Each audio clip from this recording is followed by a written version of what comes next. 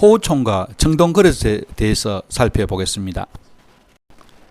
호우명 그릇은 경주 노수동 140호 신라 적석 목감묘 돌무지 드늘문에서 출토되었다. 1946년 발굴 조사 당시 무덤에서 을몬영 국강상 강개토 지호 태왕 호십이라는 명문이 있는 청동 그릇이 출토되어 학계에 큰 관심을 끌었다.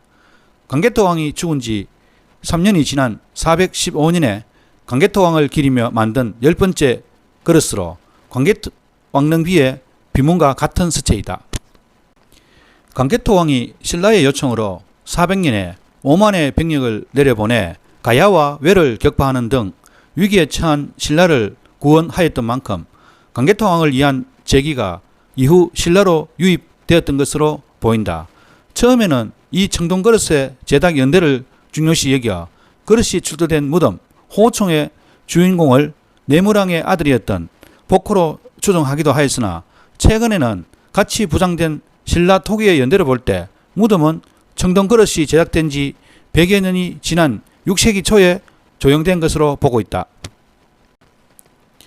호우명 청동 그릇이 부장된 무덤은 경상북도 경주시 노수동 일대에 위치한다.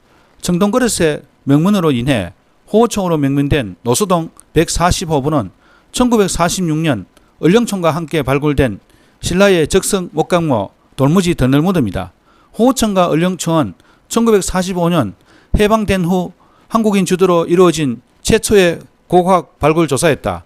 국립박물관에 의해 조사가 이루어졌으나 일제강점기에 한국인은 유적조사 경험이 전무하였기에 조선 총독부의 박물관의 직원이자 경주지역 신라 고본에 대한 발굴 경험이 있었던 아르미스 교이치가 일본 패망 이후에도 국립박물관에 남아 자문을 하는 씁쓸한 상황도 연출되었다. 호우총과 을령총은 남북으로 인접하여 있었는데 봉토는 발굴되기 오래전에 이미 삭평되어 주변보다 2m가량 높은 남북으로 긴 직사각형의 대지로 변하여 있었다. 그 위에는 두 채의 민가가 있었는데 무덤에서 나온 돌로 담장을 둘렀다.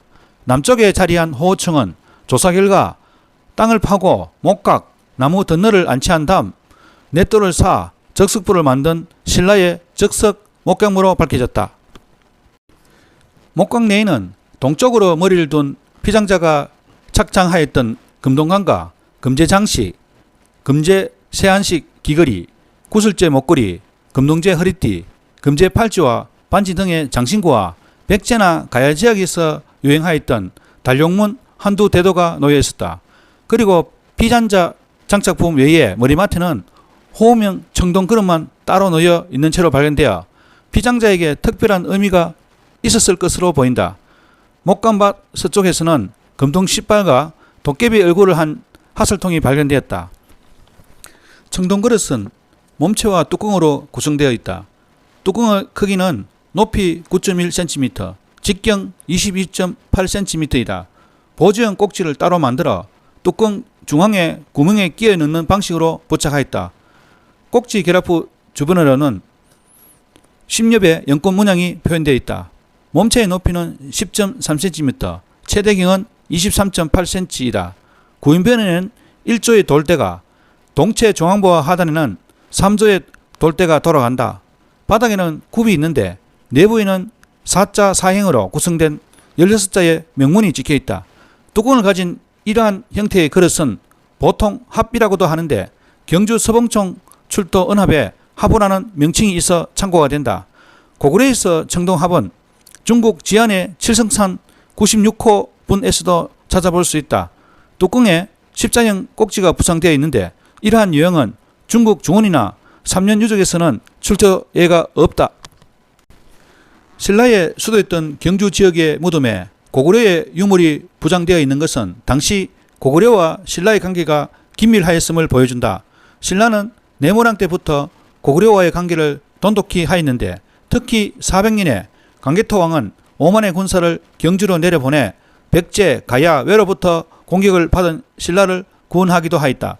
신라의 무덤에서 다수 확인되는 고구려 또는 고구려계 유물은 이러한 국제관계의 산물로 충주에 있는 고구려비 역시 당시 고구려와 신라의 관계를 잘 보여준다.